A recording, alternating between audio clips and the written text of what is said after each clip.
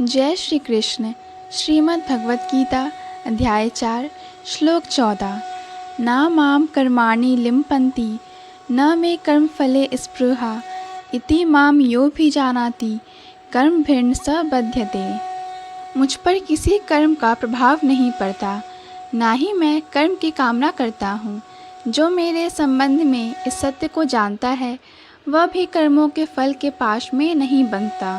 अर्थात जिस प्रकार इस भौतिक जगत में संविधान के नियम हैं जो यह बताते हैं कि राजा न तो दंडनीय है ना ही किसी राज नियमों के अधीन रहता है, उसी तरह यद्यपि भगवान इस भौतिक जगत के सृष्टा हैं किंतु वे भौतिक जगत के कार्यों से प्रभावित नहीं होते। सृष्टि करने पर भी वे इससे पृथक रहते हैं, जबकि जीवात्माएं भौतिक कार्यकलापों के सकाम कर्म फलों में बंधी रहती हैं, क्योंकि उनमें प्राकृतिक साधनों पर प्रभुत्व दिखाने की प्रवृत्ति रहती है।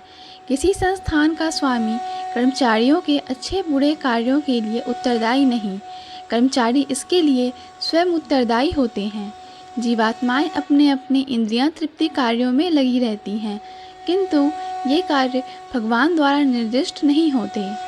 इंद्रियां तृप्ति की उत्तरोत्तर उन्नति के लिए जीवात्माएं इस संसार के कर्म में प्रवृत्त हैं और मृत्यु के बाद स्वर्ग सुख की कामना करती रहती हैं। स्वयं में पूर्ण होने के कारण भगवान को तथा कथित स्वर्ग सुख का कोई आकर्षण नहीं रहता।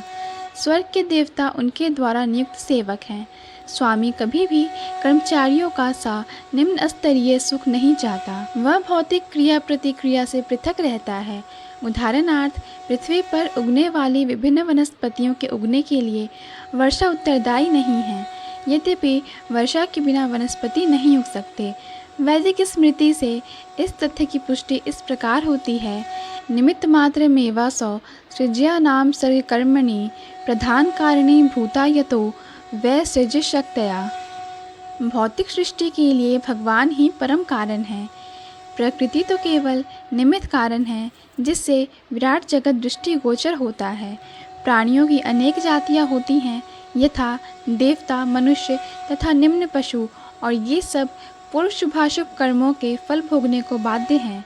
भगवान उन्हें ऐसे कर्म के लिए केवल समुचित सुविधाएं तथा प्रकृति के गुणों के नियम सुलभ कराते हैं, किंतु वे उनके किसी भूत या वर्तमान कर्मों के लिए उत्तरदायी नहीं होते। वेदांत सूत्र में इसकी पुष्टि हुई है, वैश्मनय घृणय न सापेक्षत्वात्। भगवान किसी भी जीव के प्रति पक्षपात नहीं करते। जीवात्मा अपने कर्मों के लिए स्वयं उत्तरदायी है।